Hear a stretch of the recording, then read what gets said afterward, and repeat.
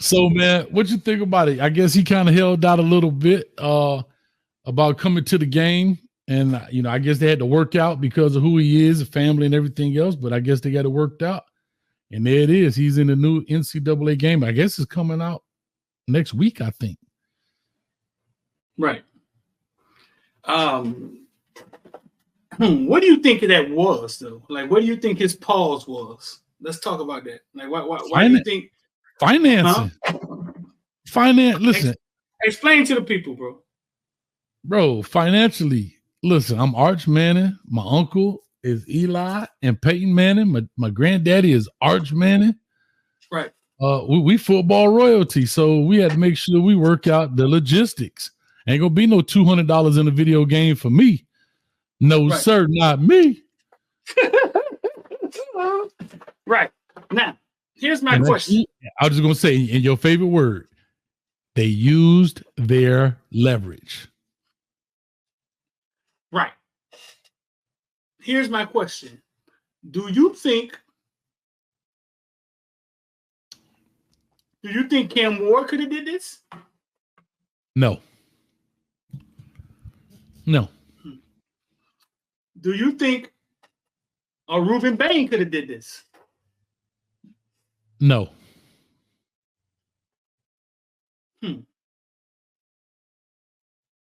I mean, they could have tried it.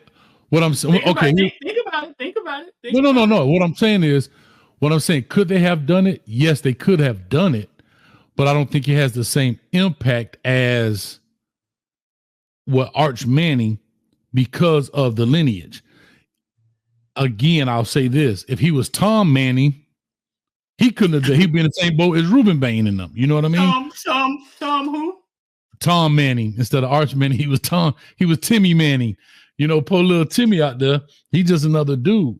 So it's like one of the things you take it or leave it. But because who he is, the name, and what goes along with it, that's where the leverage is. It's just like, anything else. In the comment section, who's the best player on your favorite college team? Type them in the comment section and tell me if you think that guy could have held out and had negotiated with EA Sports. Ruben, I got a different take on this, Hayes. I think sometimes these businesses have been doing business with the I don't want to say peasants, with us, the regular. They've been doing business with the regular people for so long, right? Okay. Right. That they just play a game of low ball offer. And they've been winning, and they win so many times because nobody knows how to play that game, right? That game of, oh, no, it's not. Jess Hilarious talks about it on the Pivot, bro. Real good conversation she had on the Pivot about the radio station and how she said, oh, no. Nobody ever says, oh, no, back to the machine for the most part, right? I honestly, we got Harold Perkins, Zaquan, Barry Sanders could have. Hayes, I honestly believe any one of these stars on any one of these teams puts a dent into what college football NCAA is trying to do. And they would have set out, and I think they'd pick up the phone with nobody watching and be like, hey, Ruben Bain home? Like, hey, bro, listen. But nobody ever wants to negotiate, or nobody thinks they ever have the leverage, because it's almost like, do I take the crumbs or do I go back? You know what I'm saying? Do I go back? It's like the 360 deal in rapping, dog. Everybody knows it's a bad deal, but they take it. Why? Because they think they can beat the house, right? It's like going to the casino. You think you could beat the house.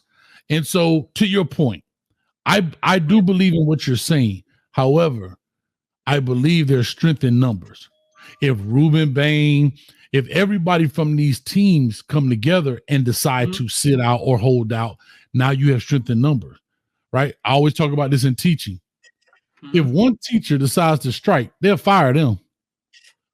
But if all 10,000 employees of the school system decide to strike, you can't fire everybody. You can. Right. No, but they're going to have to get AI robots to teach the school. A perfect example. You worked in the prison, right, and you don't like the way the conditions are for the officers in the prison, right? And you go out there with your one picket sign. Heck no, we got to go. Guess what? You right. You do got to go. Bye, D Streeter. But if all y'all decide to walk out that prison at the same time and nobody's there to watch the inmates, you will be hurt. That's where unions came from, right? That's where work unions came from, right? I'm not a work union expert, but I am an expert, if y'all know what I'm saying, and I believe so. Yeah, I believe it's what prompted NIL. I believe Northwestern, the smart school, saying, hey, listen, we finna start a union. We're about to unionize. I believe them said that prompted all of this NIL, NCAA being sued. I think it started it all, and they didn't even get a chance to fight. Right. So we know that's one way to do it, but I honestly believe I know for a fact that Cam Ward could have said, any starting quarterback in the college football could have said, man, I ain't doing that. And they would have called and negotiated. Now, probably would have been different prices. But the thing is,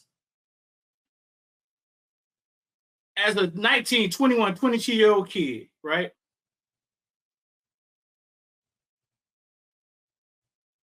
You being in that game, is a big deal. It's important. It's important. It's important. They saying the game is attached to their social media.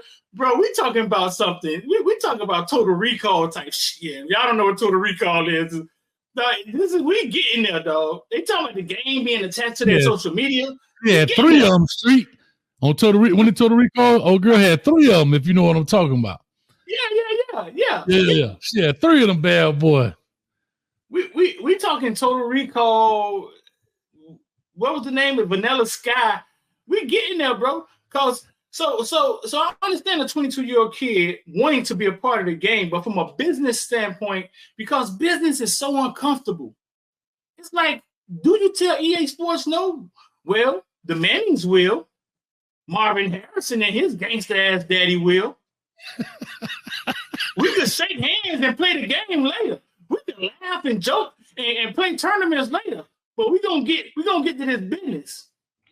And y'all ain't finna 500. Y'all ain't gonna $500, 1,300 yards, 80 catches. Y'all ain't finna $500 him, and that's it's uncomfortable though, dog. It is. But it's only uncomfortable for us because it's not for them. I'm gonna tell you something that's funny. I'm gonna tell you what's funny. All the have-nots. No, that's what I'm saying. I don't mean us as black folks. I'm not saying us as black folks, but I'm talking about people outside of the company. I mean, so here's what I'm saying, Street. It's amazing how a company, and I'm gonna tell you how they always use their leverage. It's amazing that a company feels like you need to put your 2-week notice in because it's respect. That gives us time to find somebody else. But they fire you out that day. They don't give you 2 weeks. They don't give you 2 weeks to find your next job. Pack your shit. That day. And they got the sheriff standing there with HR making sure you don't take none of their property. Pack your shit. Bro, and so you're right. But again, I'm going to go with strength in numbers, and they play on, when I say they, I'm talking about companies and bigger entities play on the how do I want to say? I'm going to just call it the hunger of people. I go back to the rappers. I go back to even the artists. Taraji Henson was talking about what she got paid for movies. She took it, but guess what? She took it. But she had no choice. She probably didn't have no choice. She got family to take care of, a kid to take care of. So, and they know that, right? It's not like, see, the difference is you got to remember, Peyton Manning and them don't need your money. You need them. They don't need you. See, and that's the difference. Most times people who have money is not the motivator for them. But when you don't have anything, money is your motivator. That's what gets you moving. That's what helps you move along. So I may take less, hoping I can make more down the line. And the companies know this. But to you giving Peyton Manning and recognition, he already got recognition. He Archie Manning. I don't need recognition. I don't need to be in the game. Like even, Harold Perkins, he a bad boy, but he's not a household name when it comes to the Mannings, right? Right. So, yeah. I mean, yeah, man. It's business is like I said, business. I'm by myself. Oh, so I'm by myself. I will get a Coach Hayes mama joke in, man. Hey, man, Coach Hayes mama's so black. How black is she? Yeah. Coach Hayes mama so black when she went to skin.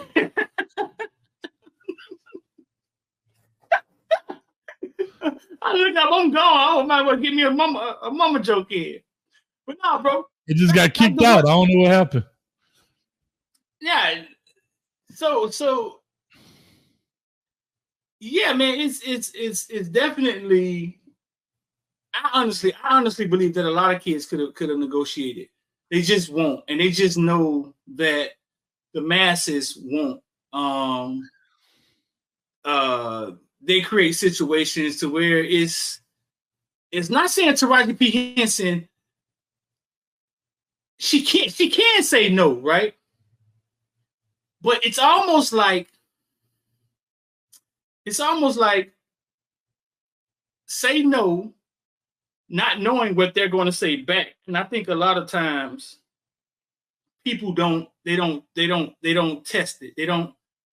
You may be their favorite. You may be their favorite choice, and they're like, man, we'll give her whatever, but we finna offer her this. And here's what I'll tell you, Street. Now here's where the business comes in. Then you become Monique. She's difficult to work with. See, once you get that tag, now you get no more work in town.